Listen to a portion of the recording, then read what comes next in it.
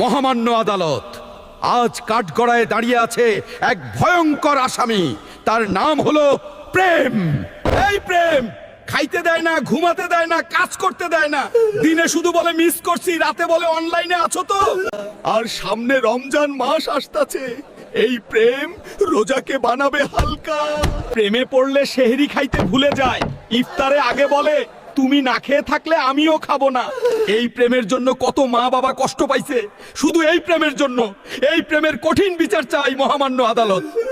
হুজুর, আমি দোষী না, আমাকে বানাইছে ফেসবুক আর ফ্রি ডাটা।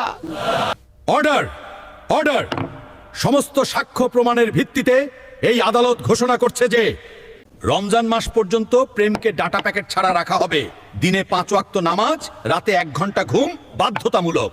আর দর্শকদের জন্য ঘোষণা, রমজানে প্রেম না, সবজি খাও, পানি খাও, আল্লাহকে ভালোবাসো। আপনার মতে কে দোষী, প্রেম দোষী নাকি ফ্রি ডাটাই দোষী? কমেন্টে লিখুন।